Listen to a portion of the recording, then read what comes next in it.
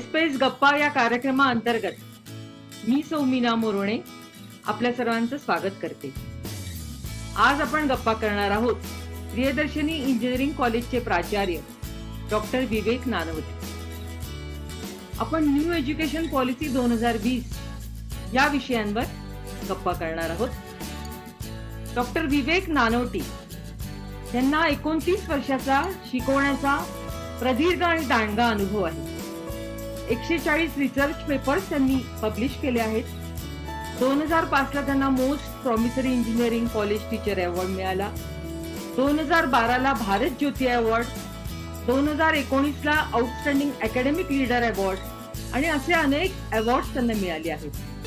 1000 पेक्षा जास्त guest lectures त्यांनी दिले आहेत. शैक्षणिक कार्यासाठी त्यांनी अनेक देशांना भेटी दिल्या आहेत. सर, या कार्यक्रमात आपले मनपूर्वक स्वागत. नमस्कार, धन्यवाद. 21 जुलै नमस्कार. 2020 ला नवीन राष्ट्रीय शैक्षणिक धोरणाच्या आराखड्याला केंद्रीय मंत्रिमंडळाने मंजुरी दिली. आत्मनिर्भर भारत ही एक अत्यंत महत्वाची घोषणा, तसंच एक महत्वाचा पाडाव आहे. स्वामी विवेकानंद म्हणतात, education is manifestation of perfection already in man. भारतीय मातीमध्ये रुजलेली शिक्षण पद्धती ही आपल्याला हवी आहे. मॅकॉले शिक्षण पद्धती नरोटीची उपासना करते असं म्हटलं तर वावगं ठरणार नाही. डॉक्टर बाबासाहेब आंबेडकर म्हणतात, शिका, संघटित व्हा, संघर्ष करा. तर मी आपल्याला पहिला प्रश्न विचारते की या राष्ट्रीय शिक्षण पॉलिसी किंवा हे जे धोरण आहे त्याची गरज का म्हणून आपल्याला भासली, किंवा याचं जे पॅटर्न आहे 5+3+3+4 याबद्दल थोडी आम्हाला माहिती सांगायचं.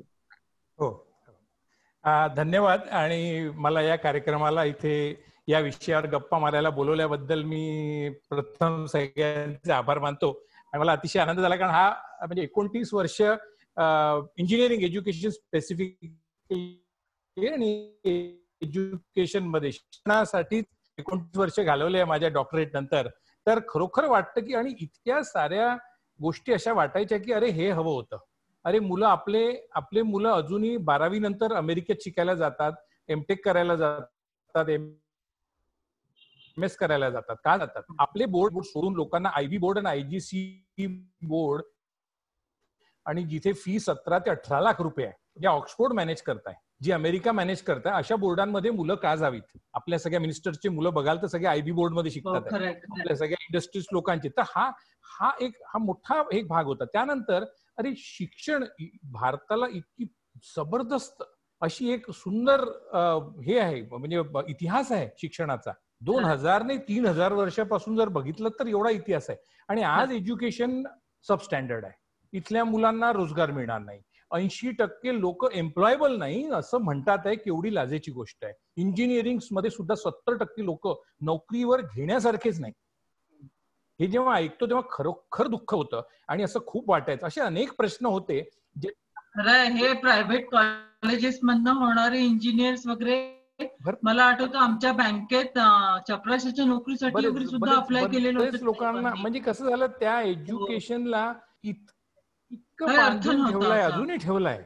आणि हा नवीन न्यू एज्युकेशन पॉलिसी इम्प्लिमेंट व्हायच्या डेडलाईन्स फार चांगल्या आहे. 22 मध्ये हे करायचंय, 2030 मध्ये मिशन नालंदा येणार, सगळं येणार. पण ह्याच्यासाठी जे 50-60% लोक फक्त इंग्रजी विषयावर प्रभुत्व नाही किंवा इंग्रजी शिक्षकांनाही येत नाही म्हणून प्रायमरी एज्युकेशन सोडून देतात.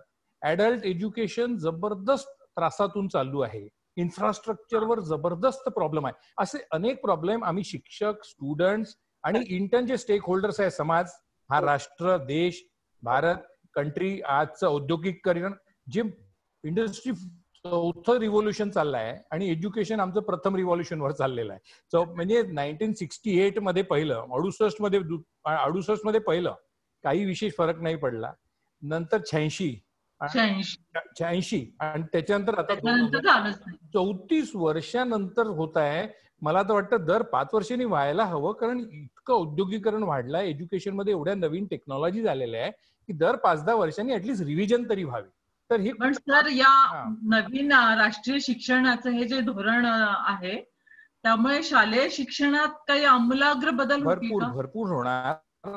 ऍक्च्युअली कसं आहे, जे 10+2 जे प्रकार होतात, म्हणजे स्टँडर्ड एज्युकेशन म्हणजे गव्हर्नमेंटचं जे स्टेट गव्हर्नमेंटचं जे एज्युकेशन आहे 1ली ते 10वी, राईट टू एज्युकेशन ऍक्ट पण हेच सांगतो की एवढा अधिकार आहे लोकांचा मुलांचा शिकण्याचा. तर 1ली ते 10वी आणि मग 2 वर्ष 11वी 12वी हा पॅटर्न चेंज करून त्याला म्हणजे मूळ जो 12 वर्षाचा होता तो आता 15 वर्षाचा घेतला. अंगणवाडी जो प्रकार होता आणि इंग्लिश शाळांमध्ये 3 वर्ष अंगणवाडी चालायची, ती सर्व स्टेटमध्ये नाही आहे अजून, भारताच्या बऱ्याच स्टेटमध्ये नाही, बऱ्याच डिस्ट्रिक्टमध्ये अजूनही इम्प्लिमेंट झालेलं नाही. पण आणि आपल्या इंग्लिश शाळांमध्ये आपण नर्सरी, KG1, KG2 हे 3 वर्ष आणि 1ली ते 12वी म्हणजे एकूण 15 वर्षच आहेत. लोकांना वाटतंय की वाढले का, असं काहीच नाही. 10 आणि 2 12 आणि 3 ऑप्शनल होते. आता मात्र 5 आणि 3 आणि 3 आणि 4 असे 15 वर्ष कंपल्सरी गव्हर्नमेंटच्या नियमाने झाले. म्हणजे प्री प्रायमरी, नर्सरी आणि KG1 राईट, म्हणजे आणि 1ली दुसरी हे झाले 5. नर्सरीचे 1ली दुसरी 5 म्हणजे वयोगट 3 ते 8 वर्षपर्यंत हा फाउंडेशन पकडला गेला. त्याच्यानंतर 3री 4थी 5वी हे हा वयोगट येतो 8 ते 11 वर्ष. 3री 4थी 5वी म्हणजे हा झाला 3 म्हणजे 5+3 याला आपण प्रिपरेटरी म्हणतोय. म्हणजे प्रायमरी हायस्कूल शब्द गेले. आता फाउंडेशन हा झाला पहिले 5 वर्ष 3 ते 8 वयोगट, मग 8 ते 11 वयोगट मध्ये प्रिपरेटरी म्हणतोय, मग 11 ते 14 6वी 7वी 8वी याच्यात या स्टेज मध्ये जबरदस्त चेंजेस आणले, स्किल डेव्हलपमेंट आणलाय, भरपूर चेंजेस आहे, आपण डिस्कस करू. तो 11 ते 14 वयोगट, कारण हा असा वय आहे मुलांचं याच्यात त्यांना हायएस्ट त्यांचं ऍब्सॉर्प्शन आहे, भरपूर ते काही शिकू शकतात आणि त्यांना रुटीन एज्युकेशन पासून कुठेतरी त्यांच्या आवडीनुसार काहीतरी शिकायची एक संधी तरी मिळावी. त्यांना समजून तरी घ्यायला हवं की मी सुतारकाम करू शकतो, की मी गुगलवरचे काही ऍप शिकू शकतो, की मी कोडिंग करू शकतो, प्रोग्रामिंग करू शकतो, की मी गाणं शिकू शकतो, की माझं नृत्य हाच माझा आयुष्याचं ध्येय राहणार आहे का. इथपर्यंत सर्व विषयांना हात घालणारा हा 6वी ते 8वी हा फार सुंदर घेतला 11 ते 14 वयोगट आहे हा. आणि एकदा 8वी झालात की त्या 3 वर्षात तुम्हाला समजून गेलेला आहे की मला पुढे काय करायचं आहे. तर 9वीतच हे डिसिजन घेता येईल मुलांना आता की मला आर्ट्स की कॉमर्स, की आर्ट कॉमर्स मिक्स, की मला सायन्स की मेडिकल. जे आज 10वी नंतर डिसिजन होतं ते 9वीतच होणार आणि पुढच्या 4 वर्षांमध्ये मग तो त्याच विषयांवर प्रिपेअर करणार आणि त्यातही सुद्धा कॉम्बिनेशन घेता येणार. एक हिस्ट्रीचा विषय घेणार, हो बिलकुल, म्हणजे फिजिक्स सोबत सायकोलॉजी घेता येईल. तर 34 वर्षांनंतर असे कॉम्बिनेशन म्हणजे हो 86 नंतर म्हणजे 34 वर्षानंतर कशा रीतीने अजून या धोरणाची आखणी कशी करण्यात आली, म्हणजे त्या मागच्या पेक्षा वेगळी कशी करण्यात आली? बऱ्याच दृष्टीने हा बदल झालेला आहे, कारण 34 वर्षापूर्वी इंडस्ट्रियलायझेशन नव्हतं, ग्लोबलायझेशन नव्हतं. अगदी बरोबर आहे. मुख्य आता ग्लोबलायझेशन. आता आपला युट्यूबवर मी आता अमेरिकन प्रोफेसर्सचे पण व्हिडिओज मला अवेलेबल आहे आणि आज 7वी 8वीतले मुलांना जर युट्यूब तुम्ही अवेलेबल करून दिलेलं आहे तर ते स्वतः बघतात आहे की अरे माझा शिक्षक वर्गात हे शिकवतोय आणि अमेरिकेतला हा प्रोफेसर हे शिकवतो. हा बदल हा दिसतो चक्क मुलांना आता आणि त्यामुळे आपल्यालाही सुधारणं आवश्यक आहे. ही क्वालिटी बेंचमार्क वर नेणं आवश्यक आहे आणि ही अत्यंत गरज होती. गव्हर्नमेंटचा हा खूप कमिंग इनिशिएटिव्ह आहे. फक्त याला आता जे चॅलेंजेस म्हणतो आपण इम्प्लिमेंट करायचे जे चॅलेंजेस आहेत ते फार मोठे आहेत, कारण सगळीकडे ना यांनी कंपल्सरी नाही केलंय. बरेचसे याच्यातले सजेशन्स आहेत. त्यामुळे हे जेव्हा पार्लमेंट मधून पास होईल बिलकुल राज्यावाईज पण फरक राहू शकतो, कारण राज्यांनाही याच्यामध्ये लिबर्टी दिलेली आहे, थोडी स्वायत्तता आहे. म्हणजे राज्यांना सुद्धा जेव्हा हा इम्प्लिमेंट करायचा त्यांना स्वायत्तता दिली जाईल, कारण आसाममध्ये जे चालतं ते कर्नाटकात चालेल की नाही आणि ते महाराष्ट्रात जमेल की नाही. त्यामुळे ही राष्ट्रीय पॉलिसी आहे, पण यानुसार स्टेटला लिबर्टी दिलेली राहणार की ते आपल्या राज्याच्या प्लस आणि मायनस सोबत कसं ते घडघडण करणार त्याची, ते फार महत्वाचं आहे. तर त्याच्यामध्ये काही राज्य नुकसानीत राहतील, काही फायद्यात राहतील. बरं, याची अजून काय वैशिष्ट्य या धोरणाची? त्याच्यामध्ये सगळ्यात महत्वाचं म्हणजे कसं होतं, आतापर्यंत आपण लँग्वेज बॅरियर मी जे म्हटलं ना की 5व्या वर्गापर्यंत त्यांना मातृभाषा म्हणा किंवा रिजनल भाषेत, कर्नाटकातला मुलगा कन्नड मध्ये शिकणार आणि केरळातला मुलगा मल्याळममध्ये शिकणार, गुजरातचं गुजरातमध्ये, पंजाबचं पंजाबीमध्ये. पण कंपल्सरी आहे का हे? नाही ना? नाही, हे ऑप्शनल राहणार. कारण काय होत आहे, जी सर्व शिक्षा अभियान जे आहे, सर्व शिक्षा म्हणजे 100% मुलांना शिक्षण मिळावं, ज्यातले आज 60-70 लोक तर सोडून देतात, ऍटलीस्ट 5वी पर्यंत बेसिक साक्षरता आणि अंकगणित, त्याला हिशोब समजला पाहिजे. तो भाजीवाला जरी झाला तर त्याला एक बेसिक साक्षरता व्हायला पाहिजे, आणि गणित थोडं बहुत प्लस मायनस एवढं मात्र त्याला त्याच्या मातृभाषेत जरी आलं, त्याच्या रिजनल भाषेत आलं, मराठी, हिंदी, गुजराती, तरी तो एक सक्सेसफुल व्यवसाय तर करू शकतो. आज इंग्रजीमुळे सोडता येत आहे आणि English will be always an option. कारण ज्यांना आज ग्लोबलायझेशन मध्ये ज्यांना अमेरिकेत पुढे शिकायला जायचं आहे, त्यांना 5वी पर्यंत जर तुम्ही मातृभाषेत शिकवलं ना, तर इंग्रजीचा जर पाया कच्चा राहिला, 5वी पर्यंत मी मराठी शिकलोय आणि 6वी पासून मग मला इंजिनिअरिंग अमेरिकेत करायचंय, युरोपमध्ये करायचंय, तो मला इंग्लिश ही नेहमीच कमजोरी राहणार. पण नाही, मी सांगू का सर तुम्हाला, आता आपण ही जी गोष्ट करतोय ना, आता मोठे मोठे शहर, जसं आता मी हैदराबादला मुलीकडे आली आहे, माझा नातू आता 2रीत आहे, त्याच्या वयाचे सगळे मुलं जेव्हा जमतात ना, ते आपापसात इतकं फ्लुएंट इंग्लिश बोलतात आणि त्यांचं म्हणजे फरक बघा तुम्ही, आणि कमी याचे. त्यामुळे या मुलांना हा प्रॉब्लेम नाहीये. आपल्याला हे जे धोरण आहे हे याच्यासाठी म्हणजे मातृभाषा वगैरे, या लहान मुलं, या लोअर स्टॅटाचा जो वर्ग आहे, लोकांना जास्ती त्याचा फायदा होईल असं वाटतं मला. 70% जनता खेड्यात आहे ना मॅडम, 70-75% खेड्यात आहेत आणि त्यामुळे फार गरजेचं आहे. जिथे शिक्षकांना इंग्लिश बोलता येत नाही, शिक्षकांना इंग्रजी पुस्तकं वाचता येत नाही, ते इंग्रजी शिकवतात. दैव दुर्मिलाच आहे, ही कठीण आहे, म्हणजे इतकं भयंकर आहे. तर या मुलांसाठी हा विजन आहे आणि एक प्रगत भारत जो जायचा आहे पुढे, आपल्याला रिसर्च फाउंडेशन क्रिएट केलं याच्यामध्ये, यासाठी ते इंग्रजी अत्यंत आवश्यक आहे. You should have fluency in talking, speaking and expressing in English. एक कंपल्सरी आहे, कारण ग्लोबलाइज एज्युकेशन आहे. सर, हे जे एज्युकेशन पॉलिसी आहे, राष्ट्रीय शैक्षणिक धोरण, यामधून राष्ट्रीय स्वाभिमान खरंच जागृत होईल असं वाटतंय तुम्हाला? याच्यामध्ये हा खूप चांगला मुद्दा आहे, कारण शेवटी राष्ट्रीय जेव्हा म्हणतो ना, एक भावना आली पाहिजे, भारत देश माझा, आपल्याला एक भारतीयता हवी. तर यासाठी भरपूर, जर आपण पूर्ण प्रोजेक्ट जर वाचला, आधी याची एक समरी रिलीज झाली होती जुलैमध्ये आणि 1 ऑगस्टला आता वाचायला मिळतो का असा? पूर्ण अवेलेबल आहे, वेबसाईटवर आहे. 400 पानाचा आता पूर्ण रिपोर्ट आलेला आहे आणि 55 पानाची आहे आणि तिथं जवळपास 10 ते 12 भाषांमध्ये अवेलेबल आहे. आणि अजूनही तुम्ही त्याच्यात सजेशन देऊ शकता. MHRDच्या वेबसाईटवर जा आणि तिथे सजेशन बॉक्समध्ये सजेशन टाकू शकता वाचून, की बा मला हे नको होतं, याच्यात हे सजेशन असं घ्यायला हवं होतं. तर सजेशनसाठी 1.5 लाख सजेशन तर त्यांनी तशी इन्कॉर्पोरेट केल्या. म्हणजे जेव्हा त्यांनी हे ओपन केलं प्रत्येकासाठी, तर 1.5 लाख सजेशन आले आणि 500च्या वर तर कमिटीजनी काम केलं. तर खूप याच्यावर भरपूर विचार केलेला आहे आणि याच्यामध्ये संस्कृतला भरपूर भाव दिलेला आहे, संस्कृत भाषेला. कारण आपल्याकडे जे साहित्य आहे ना, सगळं आपलं मेडिकल एज्युकेशन, चरक संहिता, हे सगळं कालिदास, आपला भारतीय इतिहास इतका दैदिप्यमान आहे आणि ते एज्युकेशनच बेसिक मेन स्ट्रीम एज्युकेशन मध्ये येत नाही आहे. त्यामुळे याच्यामध्ये संस्कृतला भरपूर महत्व आहे, संस्कृतच्या साहित्याला महत्व आहे आणि संस्कृत साहित्यात असलेली शिकवण in law, education, medical, engineering, statistics, mathematics. आपल्याकडे आर्यभट्ट होते, आपल्याकडे लीलावती होती, आपली चरक संहिता होती, आपल्याकडे नालंदा आणि आपल्याकडे तक्षशिला होती.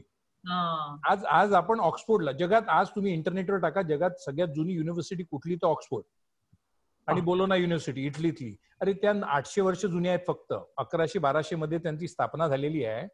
आज 2000 चाललाय आणि आपली नालंदा किती वर्ष जुनी होती? 2600 वर्ष जुनी. आणि इतकं लिबरल एज्युकेशन, स्त्रियांना सर्व अधिकार होते. आज ज्या अधिकारासाठी गव्हर्नमेंटला लॉज बनवावे लागतात आहे, नियम बनवतोय, त्या काळात स्त्रिया लढवय्या होत्या, त्या काळात स्त्रिया लॉयर्स होत्या, त्या काळात स्त्रियांना म्हणजे जी लिबर्टी होती 2600 वर्षापूर्वी, आणि अशा एक नाही, म्हणजे त्यांना जी ह्युमन डिग्निटी होती ती प्रतिष्ठा पुन्हा प्रदान करू शकते, व्हायला पाहिजे. याचा प्रयत्न मात्र जरूर याच्यात केलेला आहे. भरपूर चॅप्टर्स मध्ये त्यांनी म्हटलंय की आपलं बेसिक एज्युकेशन आहे, आपली म्युझिक, आपलं नृत्यकला, आपलं संगीत, आपलं आर्ट, आपलं पेंटिंग, आपल्यावर भरपूर भर आहे. कारण आपण तसेही सगळ्यात उत्कृष्ट होतो, जगात 2600 वर्षापूर्वी होतो. आज आम्हाला या 70 वर्ष इंग्रजांनी विसरवून दिलाय इतिहास. तो इतिहास पुनश्च लोकांना आठवण करून देणारी ही पॉलिसी नक्कीच आहे. नक्कीच आहे. याच्यात भरपूर चॅप्टर्स आहेत, इम्प्लिमेंटेशनचे इश्यूज येणार, पण खरोखर याच्यामध्ये आपल्याकडे जो जबरदस्त दैदिप्यमान असा इतिहास आहे, ज्याच्यात गणित आपल्यासारखं कुणाजवळ नव्हतं, इंजिनिअरिंग आपल्यासारखं कुणाजवळ नव्हतं, जी शिक्षा पद्धती होती ना, जी पेडेगॉजी म्हणतो आपण आजकाल, शिकवायची पद्धत, ती भारतासारखी जगात कुठेच नव्हती. आजही ऑक्सफोर्डला नाही आहे, पण आम्ही ऑक्सफोर्डलाच अजूनही कॉपी करतो. गुरुकुल पद्धती सुद्धा होत्या बघा. बिलकुल होत्या, बिलकुल होत्या. ऋषी मुनींच्या काळामध्ये चॉईस बेस्ड एज्युकेशन होतं. ज्याला जे शिकायचंय, धनुर्धारी व्हायचे तर धनुर्धारी होऊन योद्धाच म्हणून जन्माला ये, आणि योद्ध्याला सुद्धा तेच स्टेटस राहणार. आणि कोणाला हे शिकायचं असतं, संस्कृत शिकायचं, वेद पठण, ते लोक करायचे, ते त्या फील्डमध्ये जायचे. किती वेद उपनिषद आपल्याकडे इतकं सुंदर आहे, पण ते वाचायलाच कुठे मिळत नाही, कारण ते मेन स्ट्रीम एज्युकेशन मध्ये इन्क्लूड नाही. काही ठिकाणी आहे सर, वेधशाळा आहेत. ते मला प्राचीन संस्कृतवर MA करायचंय म्हटल्यावर मला शिकणं भाग आहे, पण एक प्रत्येकाला याचं थोडं तरी कल्पना असावी.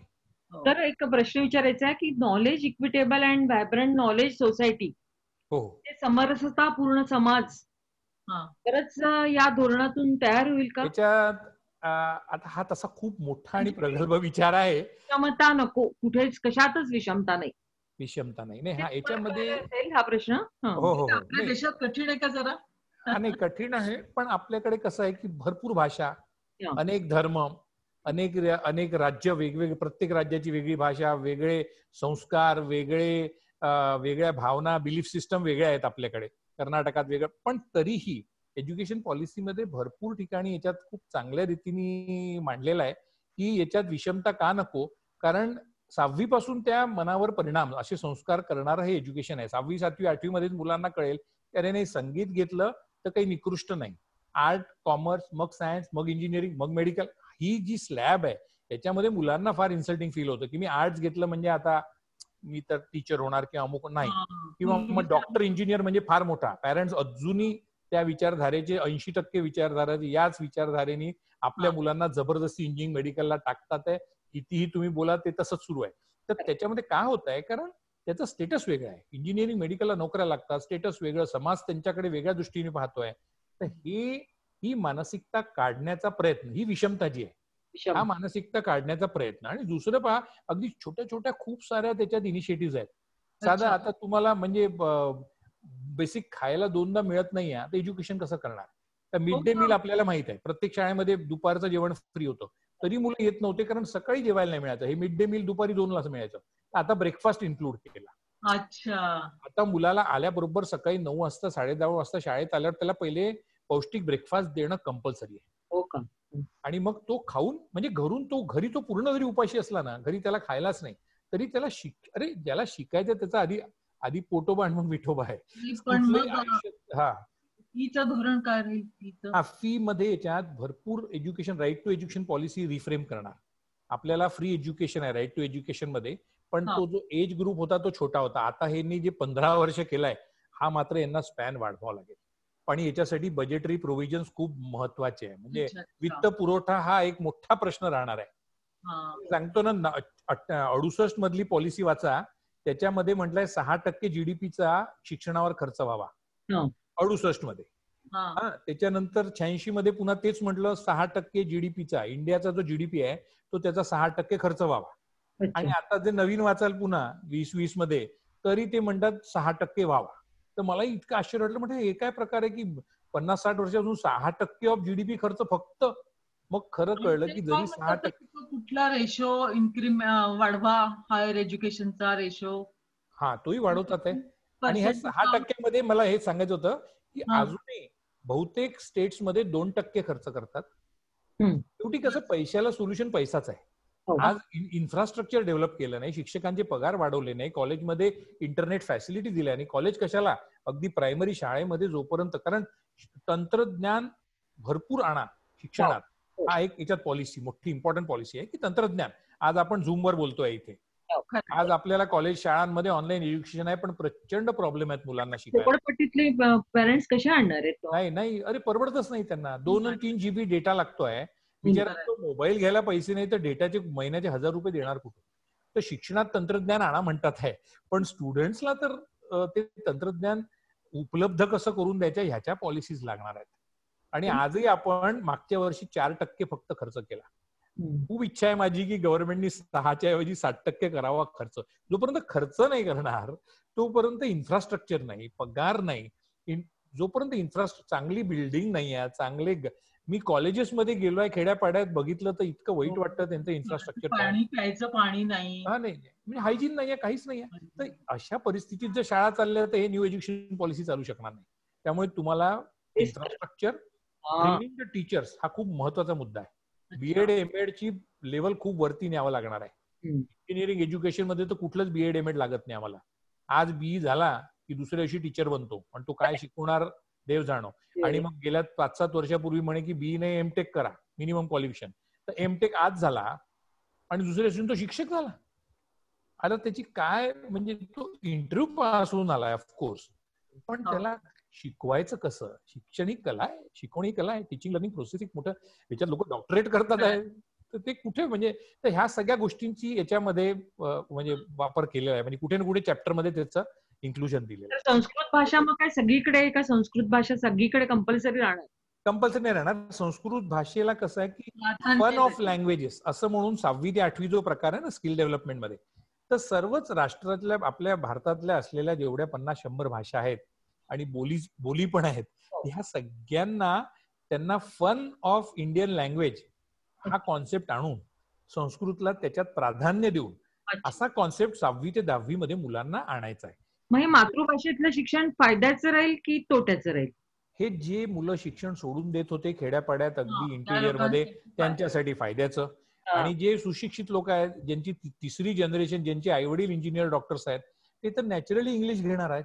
तर त्यांना ह्याचा काहीच धोका नाही आणि त्यांना मातृभाषा शिकायची गरज नाही, कारण ते चांगल्या घरातले आहेत, त्यांना ती मातृभाषा येत असते. गरज नसते ना, गरज नसते. आपली मुलं, आमची मुलं स्वतःची आमची इंग्लिशमध्ये आणि हिंदी त्यांना सेकंड लँग्वेज होती, मराठी भाषा नव्हती, म्हणून काय ते मराठी बोलत नाही असं नाही.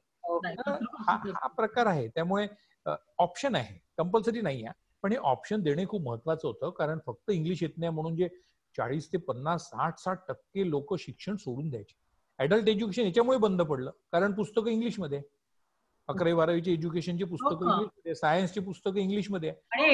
बंद झालं ना एमफिल बंद केलाय, एमफिल बंद केलाय. पीएचडी आता चालू, आणि नॅशनल रिसर्च प्रोग्राम हा सेपरेट एक फाउंडेशन क्रिएट करतात आहे.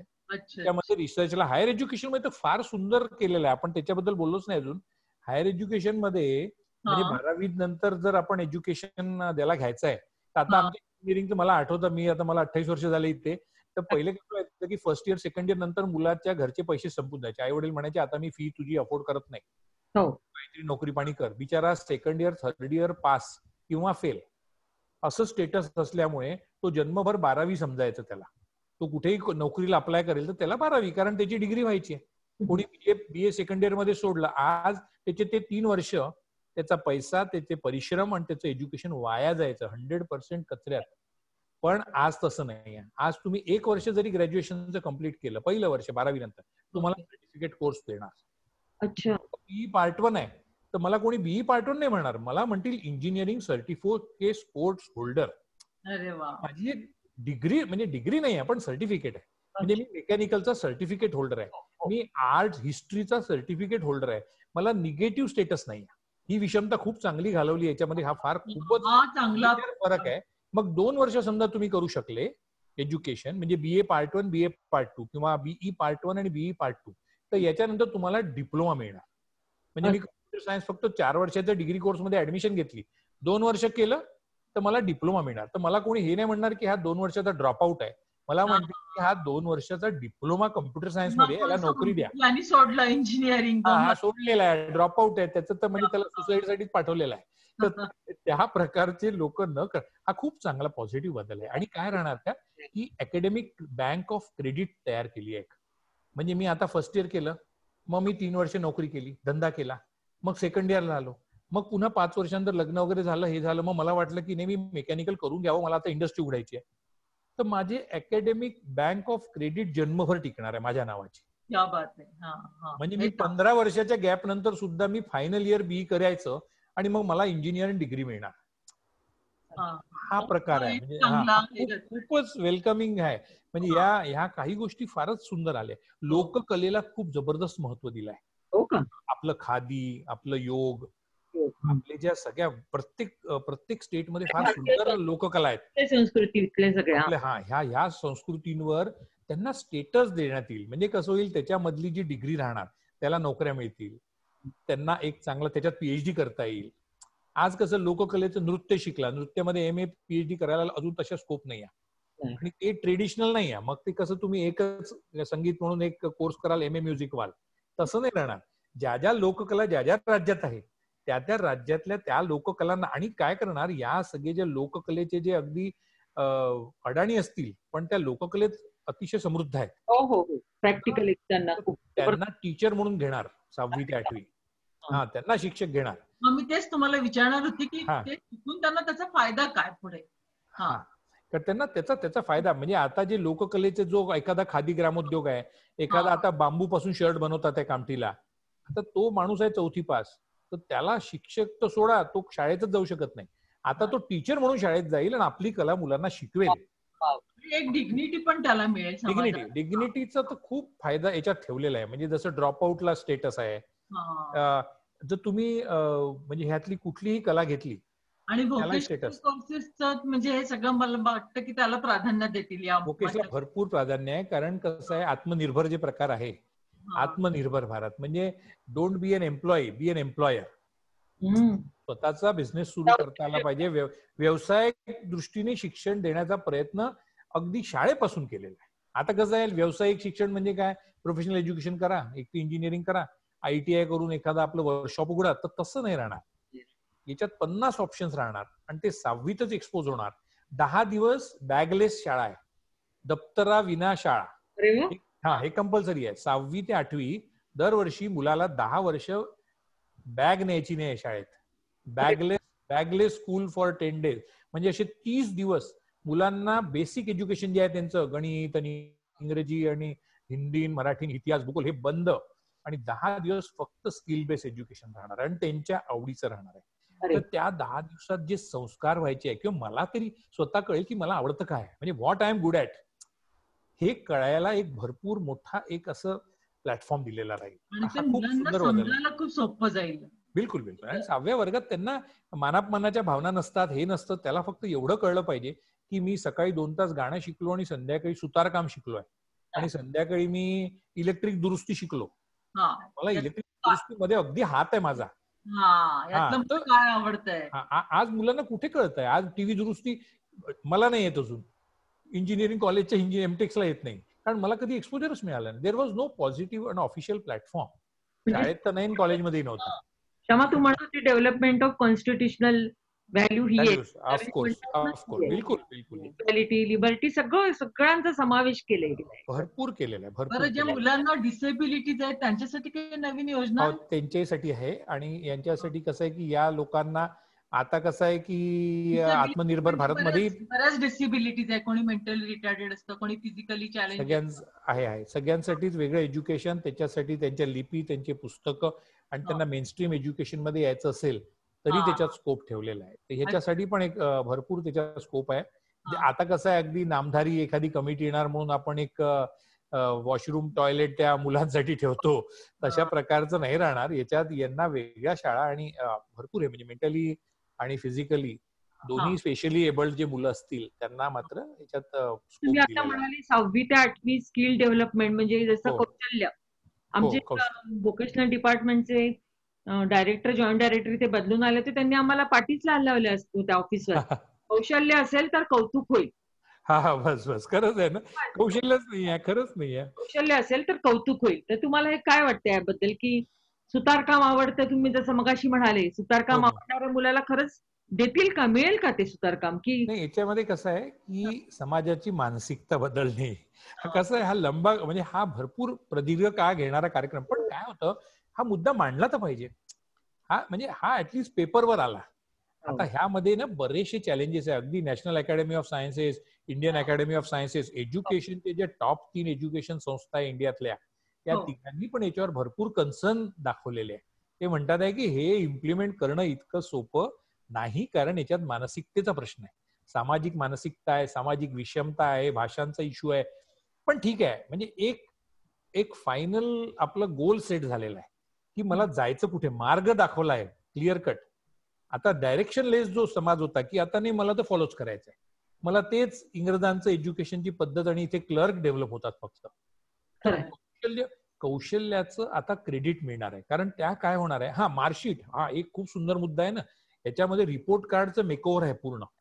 रिपोर्ट कार्ड आता कसं होत आहे की मी 10वी झालो आणि मी 10वी पर्यंत मी स्पोर्ट्स शिकलो, मी गाणं शिकलो, मी हे शिकलो ते शिकलो, त्याला सर्टिफिकेट मध्ये 10वीच्या मार्कशीट मध्ये नसतं. अच्छा अच्छा. त्यामुळे लोक काय करतात, आता गाणं बंद कर 9वीत. अच्छा, मग त्यांचं सेल्फ असेसमेंट होईल असं ना, परीक्षा होईल आणि ती 10वीच्या मार्कशीट मध्ये त्याला इक्वल स्टेटस राहील, जसा इंग्रजीचे मार्क राहतील, मराठीचे, गणिताचे, इतिहासाचे आणि संगीताचे आणि सुतारकामाचे. रिपोर्ट कार्ड असं राहील, म्हणजे रिपोर्ट कार्ड कम्प्लीट बदलणार. 10वी-12वीचं make over of the complete report card म्हणून एक चॅप्टर आहे पूर्ण. हो हो हो. त्याच्यात स्किल्ससाठी पूर्ण वेगळे कॉलम राहणार आणि ते ऍडिशनल नाही राहणार, ते मेन स्ट्रीम एज्युकेशन मध्ये येणार. ते खूप चांगलं आहे. हा खूप चांगलं, म्हणजे तुम्हाला ग्रेडेशन राहील, त्याच्यात ग्रेडेशन राहील, सर्टिफिकेशन होईल तुम्हाला. म्हणजे तुम्ही 10वी झाले तर जसं तुम्हाला इतकं गणित येत असेल तर ते त्याच्यात तेल राहील की तुम्ही 10वी झाले पण तुम्हाला इलेक्ट्रिशियन मध्ये एवढं शिकले आहे, तुम्ही सुतार कामात एवढं शिकलेले आहे, त्याच्यात सर्टिफिकेट मिळणार. आणि त्याच्यात तुम्हाला जर, कारण काय होईल, मग तुम्हाला एक बेसिक डिग्री मिळाली. आज बेसिक स्किलवर डिग्रीच नाही मिळत ना कुठलीच. आज मला जे मी स्किल शिकलो, मी 5वी 6वी 7वी समजा मी खूप सुंदर पेंटिंग शिकलो, ते पेंटिंग बद्दल जे माझं एज्युकेशन, ती मला एबीसी सर्टिफिकेट ते वेगळे, इंटरमिजिएट मिळतं ते वेगळं. पण तसं नको आहे मला. मी 10वी आहे ना, तर मला 10वीत एवढं पेंटिंग येतं, तर आता मी पुढची डिग्री पेंटिंग मध्ये घ्यायला माझी मार्कशीट दाखवू शकतो. तर बेसिक मार्कशीट मध्ये येणं हे फारच महत्वाचं डिसिजन आहे. त्यामुळे मार्कशीट मध्ये येणार हे सगळं कम्प्लीट मेकओव्हर आहे. सगळे स्किल्स तुम्ही जे 6वी 7वी 8वी करणार ते तुमच्या 8वीच्या मार्कशीट मध्ये रिफ्लेक्ट होणार विथ इक्वल स्टेटस. अच्छा सर, विचारायचंय मला की काही संस्था जशी नागपुरातली प्रहार संस्था आहे, विशिष्ट ध्येयाने ज्या प्रेरित झाल्या आहेत, जसे की सैनिक स्कूल आहे, RIMC देहरादून आहे, RMS आहे, SPI आहे, अशा संस्था स्थलसेना, वायुसेना आणि नौसेना यामध्ये त्यांना जाण्यासाठी तिथे तयार करतायत, प्रवृत्त करतायत, ट्रेनिंग देत आहेत. तर मागील वर्षी जर आपण बघितलं तर 33 विद्यार्थी होते, त्यांचे NDA मध्ये जे सिलेक्ट झालेत ते बहुतांश सैनिक स्कूलमध्येच होते. UPSC किंवा IAS RES ची तयारी 7वी पासून किंवा 8वी पासून सुरू करता येईल, त्या दृष्टीने काही पॉलिसीमध्ये त्याच्यामध्ये तेवढं म्हणजे डायरेक्ट डिफेन्स एज्युकेशन बद्दल असं खूप मेन्शन नाही आहे. पाहिजे होतं. काही काही गोष्टी आहे ना, जसं टीचर ट्रेनिंगला महत्व जास्त हवं होतं. 10,000 आर्मी ऑफिसर्सची कमी आहे सध्या, 10-15,000 खूप भयंकर आहे हा. आणि याला एक वेगळ्या लेवलचं मोटिवेशन लागतं. आम्ही आमच्या कॉलेजमध्ये स्पेशली वर्षातून 3-4दा तरी आर्मी, नेव्ही आणि एअरफोर्सच्या ऑफिसर्सला बोलवून मुलांना समजावून सांगतो की हे केवढे चांगले करिअर आहेत. पण अजूनही तो प्रचार प्रसार व्हायला पाहिजे. एज्युकेशनच्या मेन स्ट्रीम मध्ये आणू नाही शकत आहे, पण याच्या एज्युकेशनसाठी पॉलिसीमध्ये काहीतरी चेंज हवा होता. तो तेवढा एकदम असा प्रादुर्भाव म्हणजे त्याच्यात दिसत नाहीये तेवढा एकदम प्रकर्षाने. पण स्किल डेव्हलपमेंटच्या अंतर्गत ते नक्की करतील. म्हणजे मुलांना जे आवडतं ना ते त्यांना शिकवा. हा जो ह्याच्या अंतर्गत मात्र त्याचा जरूर म्हणजे इन्क्लुजन असू शकतं, ते आहे त्याच्यात. म्हणजे एक आपण श्लोक आहे, विद्या ददाति विनयम विनयात याति पात्रताम, पात्रतात धनमाप नोती धनात धर्मम ततः सुखम. म्हणजे हे सगळं एज्युकेशन पॉलिसीचं सार आलंय या श्लोक मध्ये. हो बिलकुल बिलकुल. कारण नाही आहेच, प्रश्नच नाही. कारण काय होत होतं अजूनही कसं आहे की आपल्या मुलांना अच्छा अमेरिकेत शिकलाय का, हे जे असं जे डोळे वटर, अच्छा अमेरिका, अच्छा लंडन, हे बंद करायला हवं. जोपर्यंत हे पॅरेंट्स असो किंवा त्यांचा मुलगा अमेरिकेत आहे म्हणजे झालं काहीतरी त्याला सोनं लागलंय, तर हा जो प्रकार आहे आणि हा का नसावा. तेच म्हणते, त्यांचं शिक्षण आणि आपलं शिक्षण खूप तफावत आहे. ते इतकं व्यवस्थित केम्ब्रिजवाल्यांचं शिकवणं वगैरे काय ते शिकवतात. साधं सिमेट्री सांगायची आहे त्यांना, तर ते आज माझ्या नातवाला त्यांनी फुलांची अशी रांगोळी काढायला लावली सिमेट्रिकल.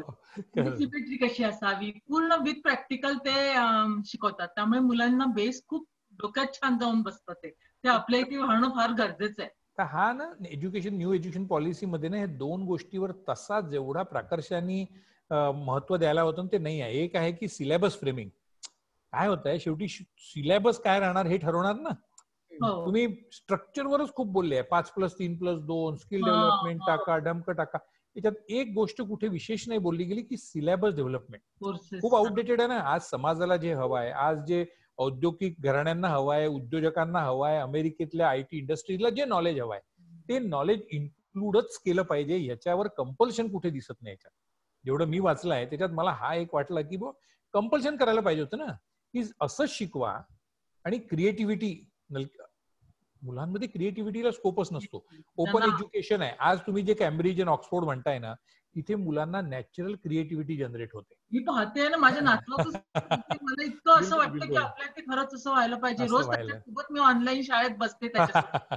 बरोबर आहे. त्याच्यासोबत मी शिकते नवीन नवीन गोष्टी. नाही आहे खूप सुंदर. मी आता म्हणजे मी लंडनला असताना स्पेशली ऑक्सफोर्डला युनिव्हर्सिटीला पाहायला गेलो की जगातली सगळ्यात जुनी युनिव्हर्सिटी आहे तरी काय. आणि तिथल्या डिपार्टमेंटला व्हिजिट केली, सगळे युनिव्हर्सिटीज बघितल्या. किंवा युनिव्हर्सिटी एडिनबराला मी 8-10 दिवस होतो मागच्या वर्षी. तिथे पाहिलं की अरे जमीन आणि आसमानचा फरक आहे. शिक्षण पद्धती, जी टीचिंग लर्निंग प्रोसेसची जी पद्धत आहे ना ती ओपन आहे. कारण आम्ही इतके बांधलेल्या फॉर्मॅट. रेक्टँगलला एजेस किती हे किती तर ते हातात घेतात रेक्टँगल असं साईड किती. आपल्या शाळेत इथल्या इथे असं नाही शिकवत असं वाटतं मला. लर्निंग बाय डुईंग हे जे असतं ना, एकदा जे तुम्ही करता ते जन्मभर डोक्यात राहतं. पाठ करावं नाही लागत तुम्हाला. आपल्याकडे जी जुनी इंग्रजांची जी पद्धत होती ना, मॅकलेनी काय केलंय, पाठांतर करा आणि क्लर्क बना. ही जी भयंकर खराब परिस्थिती करून ठेवली. आज ही लोक, तुम्ही जे म्हणालात ना की इंजिनियर डॉक्टर झाल्यावर त्यांना वाटतं की गव्हर्नमेंटमध्ये क्लर्क बनून जावं, पेन्शन तर मिळेल, पगार तर कन्फर्म आहे. हा नॉनसेन्स कशामुळे आहे? कारण मानसिकता प्रॉब्लेम आहे. त्याचे वडील क्लर्क होते आणि त्याला आज 50,000 पेन्शन आहे म्हणजे आयुष्य उद्धारलं. अरे पण माझा उद्धार नाही झाला ना. माझ्या इंडिव्हिज्युअलचा कुठलाच उद्धार झाला. मी उत्कृष्ट गायक होतो पण मी गायक नाही बनू शकलो. माझ्या हातात स्किल्स होते, मला हँड्स ऑन एक्सपिरियन्स घ्यायचा होता, आयुष्यभर कधीच मिळाला नाही. कित्येक लोक रिटायर झाल्यावर म्हणतात की माझा जॉब, बँकेतून रिटायर झाले म्हणतात सगळ्यात रद्दी जॉब आहे बँकेचा, कधी करायचा नाही. एमएससीबीतून रिटायर झाले म्हणजे MSCB रद्दी. शिक्षकाच्या पेशात म्हणजे शिक्षकी पेशा कधी नका करू. अरे पूर्ण करतात. 35 वर्ष काम केल्यावर तुम्ही म्हणता की अरे तुम्ही सोडू शकले नाही. कारण ही पद्धत म्हणजे दिस इज आउटकम ऑफ एज्युकेशन. आज जे करंट एज्युकेशन आहे त्याच्यात धन्य झालो मी की मला नोकरी मिळाली. BA झालो की BE झालो, मोठं असतो बस. तर त्याच्यातून निघावं लागेल. जर तुम्हाला एंटरप्रेन्योरशिप डेव्हलप करायची आहे, आत्मनिर्भर भारत जे आपण म्हणतो आहे, तर हे शक्यच नाही ना. जर लोकांना नोकरी होऊनच खुश व्हायचं आहे तर मी माझा बिझनेस स्वतःचा कधी उघडीन, मी कधी माझं औद्योगिकरणात माझं स्वतःचं कॉन्ट्रीब्युशन देईन, छोटासा बिझनेस उघडीन, पण 4 लोकांना मी नोकरी देणार, ही भावनाच नाही आहे. माझ्या कॉलेजमध्ये मी जेव्हा म्हणतो की किती लोकांना नोकरी करायची आहे BE नंतर आणि किती लोकांना स्वतःचा बिझनेस एंटरप्रेन्योर बनायचा आहे, छोटीशी काही स्टार्टअप सुरू करायचं आहे, 5% लोक हात नाही वर करत. ते घाबरत करतात बिचारे. त्यांना करता नाही येत. काही नाही. तर त्यामुळे ही मानसिकता काढावं लागेल. जर आत्मनिर्भर भारत आपण म्हणतोय ना, तर ह्या मानसिकतेला पण आता काय होणार आहे, थोडा कॉन्फिडन्स बिल्डिंग आहे या एज्युकेशन पॉलिसी. मुलं थोडस ओपननेस मध्ये विचार करतील की नाही मी हे पण करू शकतो, याला पण समाजात मान आहे. हा संस्कार याच्यातून जो शालेय एज्युकेशन आणि हायर एज्युकेशन दोन्ही मध्ये कुठे ना कुठे हा करणार आहे. प्रोव्हाइडेड सिलेबस फ्रेमिंग मध्ये यांनी थोडस काहीतरी अजून कंपल्शन द्यायला हवं होतं. हा खूप महत्वाचा मुद्दा आहे. बरेचसे आहे म्हणजे याच्यामध्ये कसं चांगलं. आणि एक खूप महत्वाचा मुद्दा आपण बोललोच नाही, सगळ्या हायर एज्युकेशनच्या रेग्युलेटरी बॉडीज जे आहे, आता कसं आहे BA BCom BSc UGC, फार्मसीचे college pharmacy council of India, council of architecture for architecture, आणि आपलं कोण मेडिकल काउन्सिल वेगळं, आणि म्हणजे 10 प्रकारचे तर गव्हर्निंग बॉडीजच आहेत. त्याच एकमेकांना मॅच नाही करत. त्यामुळे 12वीचा मुलगा अत्यंत सुपर कन्फ्युजन मध्ये असतो. कारण कसं मी मॅथ्स सोडलं, आता मी AICTEच्या थ्रू तर GAEE ला बसू शकत नाही, पण मला बायोटेक्नॉलॉजी करायचं होतं ज्याच्यात माझं बायोलॉजी उत्तम आहे. हे जे कॉम्प्लेक्स का बरं झाले, कारण खूप प्रकारचे गव्हर्निंग बॉडीज बनवून ठेवून दिले. UGC आहे, AICTE आहे, council of architecture, council of pharmacy, bar council of India for law schools, अरे इतके करून ठेवले, ह्या सर्व एकत्र येणार आता, हे तर ताबडतोब होणार, ह्या सगळ्या एका छत्राखाली येतील. आणि दुसरी महत्वाचं एक अजून आपण मुद्दा बोललो नाही, तो म्हणजे की कॉमन एंट्रन्स एक्झाम CEC. ते मी तुम्हाला आता म्हणणार होते. तो खूप महत्वाचा मुद्दा आहे. कारण आज काय पागलासारखं मुलगा, म्हणजे पॅरेंट्स बोलतात, आता माझ्याकडे आता म्हणजे हा सीझनच आहे, कारण दर वर्षानुवर्षी किंवा काउन्सिलिंगला पॅरेंट्स येतात माझ्याकडे की हा ना याला बायोलॉजी खूप आवडतं, याला ना ते SRM युनिव्हर्सिटीत जायचं होतं आणि याला अमेरिकेत जायचं. अरे पॅरेंट्स कन्फ्युज, मुलं डबल कन्फ्युज. आणि काय होतं की मी एकदा चुकीचा निर्णय 10वी मी 11वीत मॅथ्स सोडून दिलं, मी 11वीत बायोलॉजी सोडून दिलं आणि हे गोंधळ केला. आता तसं होणार नाही. आता 9वी तर डिसिजन घ्यायचा आहे. 9वी 10वी 11वी 12वी 4 वर्ष मिळणार आहे तुम्हाला, आणि त्यात विषयांना स्वायत्तता दिली आहे. म्हणजे तसं पाहिलं ना तर एज्युकेशन पॉलिसीमध्ये प्रशासकीय, शैक्षणिक आणि वित्तीय सर्वच स्वायत्ततेला इथे एकदम मूलभूत महत्व दिलेलं आहे या न्यू एज्युकेशन पॉलिसीमध्ये. खूप महत्वाचं आहे. म्हणजे स्वायत्तता हा शब्दच इतका महत्वाचा आहे. मुलाला स्वायत्तता, शिक्षकाला स्वायत्तता, सब्जेक्ट चूज करताना स्वायत्तता, ऑटोनॉमी हा कॉन्सेप्टच नाही आहे. आज आपल्या नागपूरला जे ऑटोनॉमस कॉलेज आहेत ना, त्यांनाही डिग्री शेवटी नागपूर युनिव्हर्सिटीच देते. म्हणते ना तुम्ही एवढे क्रेडिट नका घेऊ. आता मी सिनेट मेंबर आहे नागपूर युनिव्हर्सिटीचा, रायसोनी आहे आपल्या नागपूरला, रामदेव बाबा ऑटोनॉमस कॉलेज आहे. ऑटोनॉमस कॉलेज म्हणून काय होतं, त्यांना म्हणतात हा तुम्ही 8 सेमिस्टर घ्यायचे, तुम्ही एवढंच करायचं आणि तुमची डिग्री तर नागपूर युनिव्हर्सिटी देणार. ही बांधिलकी म्हणजे स्वायत्ततेच मरण आहे इथे अक्षरशः. स्वायत्तता म्हणायचं आणि मग पुन्हा तुम्हाला 100 गोष्टींचे बाइंडिंग्स आहेत. याच्यात ऑटोनॉमी एज्युकेशन पॉलिसी जबरदस्त आहे. 6वीत तुम्ही 10 दिवस बॅगलेस आहे, जे पाहिजे ते शिका, लँग्वेजचं ओपननेस आहे, एज्युकेशनचं ओपननेस आहे. मला फिजिक्स आवडतं, फिजिक्स सोबत मी हिस्ट्री शिकणार, सायकोलॉजी सोबत केमिस्ट्री शिकणार, आणि मग त्याच्यातून आवडलं म्हणून मग मी फिलॉसॉफीमध्ये MA करणार. केवढी स्वायत्तता दिली आहे म्हणजे चुझिंगची. पण माइंडसेट आणि जो संस्काराचा भाग आहे आणि समाजात जे म्हणजे ह्याच्यावर भरपूर आहे. तुम्हाला म्हणजे आय कॉंग्रॅच्युलेट यू की तुम्ही हा विषय घेतला, कारण हा तसा खूप असा गप्पा मारायचा विषय नाही, हा समाज प्रबोधनाचा विषय आहे. जोपर्यंत पॅरेंट्सला तुम्ही शिकवत नाही, जोपर्यंत स्टुडंट्सला शिकवत नाही की अरे शिक्षण हे शिक्षण आहे आणि कुठल्याही शिक्षणाचा दर्जा हा इक्वल असावा, त्याला समाजात मान सुद्धा सारखाच असावा. हे समाज प्रबोधनाचं कार्य आहे. कारण अजून इंजिनियर चांगला आणि त्याला 20,000 पगार आहे तरी उत्तम, लावलेले आहेत ना आपण. हा बस असे लावून बसलोय. तर ते त्याच्यातून म्हणजे एज्युकेशन पॉलिसीवर भरपूर असे सेमिनार, माझा हा 7वा सेमिनार आहे जे चर्चेचा विषय आहे. कारण फार सुंदर. आता मी 5 सप्टेंबरलाही दिल्लीच्या एका पॅनल डिस्कशनवर आहे. त्याच्यात आम्ही फक्त चॅलेंजेसवर बोलणार, तिच्यात काय काय नाही आहे ती बोलायला हवं. कारण याच्यात कुठल्या गोष्टींना ना काय केलंय, कंपल्सरी नाही केलं ना. जसं आता ही मी म्हटलं ना कॉमन एंट्रन्स एक्झाम, त्यांनी काय म्हटलंय, प्रोफेशनल एज्युकेशन जर असेल म्हणजे इंजिनिअरिंग म्हणजे मेडिकल, तर त्यांना मात्र स्वायत्तता आहे कॉमन एंट्रन्स एक्झाम वेगळी घ्यायची. अच्छा राहील. हो. आता हे जसं म्हटलं तसं जे आता श्रीमंत युनिव्हर्सिटीज आहेत दिल्ली, बॉम्बे, पुण्याच्या, ज्यांच्या फिया आज वर्षाच्या 15 लाख आणि 12 लाख आहेत, ते जरूर आपली वेगळी परीक्षा घेणार. कारण त्यांना 12 लाख फी आकारायची आहे, त्यांना 18 लाख फी लावायची आहे. तर कंपल्शन नाही केलं त्यांनी. त्यांचं म्हणणं आहे की नाही, काही समाजाचा एक अपर स्ट्रॅटा जो आहे ते 18 लाख रुपये वर्षाची फी देऊ शकतात, तर त्यांना एक त्या लेव्हलचं युनिव्हर्सिटी असावी. पण म्हणजे हा त्याच्यातला जो म्हणजे त्याच्यातला जो हा व्ह्यू पॉइंट आहे, ठीक आहे. पण अरे तुम्ही शेवटी स्वायत्तता दिली म्हटल्यावर त्याच्यातला दुरुपयोग पण होणार ना. त्या स्वायत्तेचा दुरुपयोग होणार. माझं एज्युकेशन मी 3 लाखाच्या लेव्हलचं देतोय आणि मी मात्र चार्ज करणार 6 लाख. म्हणजे शिक्षण शुल्क समिती, फी निर्धारण समिती, ह्या सगळ्या समिती जरी असल्या तरी शेवटी जोपर्यंत तुम्ही कंपल्शन नाही करत ना की 3 लाखाच्या वर फीस नका ठेवू. आज IIM सारखी संस्था, IIT सारखी संस्था, यांच्यावर सुद्धा कुठे गव्हर्नमेंटचे हे आहे. एका नागपूरच्या IIM ची फी 12 लाख आहे, बंगलोरच्या IIM ची फी 22 लाख आहे आणि 40 लाख आहे. हा, तर ही स्वायत्तता तोडायला पाहिजे होती ऍक्च्युली. याच्यात कंपल्शन आणायला पाहिजे होतं. सिलेबस मध्ये कंपल्शन आणायला पाहिजे होतं. फी निर्धारण समिती वेगळी फॉर्म होणार आहे, पण त्याच्यात तेच होणार की कोणतरी खूप हाय क्वालिटी देत आहे, बापरे त्यांच्याकडे तर अमेरिकेतले प्रोफेसर शिकवणार आहे, मग त्यांना खर्च वर्षाचा 7 लाख रुपये पर स्टुडंट येणार आहे. तर जुने 3 लाख आणि 10 लाख म्हणून त्यांची फी 12 लाख ठेवा आणि 15 लाख ठेवा, हा भाग येणार. पण ठीक आहे, भरपूर याच्यात विषमता कमी करायचा जो प्रयत्न केलाय त्याच्यात सामाजिक थोडंसं प्रबोधन करणं, लोकांना समजून सांगणं. कारण हा आता खरी सुरुवात, मला खूप लोकांचे फोन येतात की खरी सुरुवात कधी होणार, माझा मुलगा मी 7वीत आहे तुम्हाला सर. तेच विचारणार होते, इम्प्लिमेंटेशन केव्हापासून याचं 2021 पासून येतं लगेच? 21-22 पासून म्हणतात आहे, पण अजून कसं पार्लमेंट मधून क्लिअर झालं पाहिजे आणि त्याच्यानंतर ते स्टेटला येणार आणि मग स्टेटचे GR निघणार, ऑर्डिनन्स निघणार, पॉलिसी निघणार, मग ते लोकल शिक्षण अधिकाऱ्याकडे येणार है ना. मग ते हायर एज्युकेशन जे आहे, उच्च शिक्षणवाले UGC कडे जाणार आणि बाकी शालेय शिक्षणवाले बोर्डाकडे येणार आणि मग ते सगळं, मग त्याच्यावरती पॉलिसी निर्धारण, मग त्याच्यावरचे चॅलेंजेस काढणार.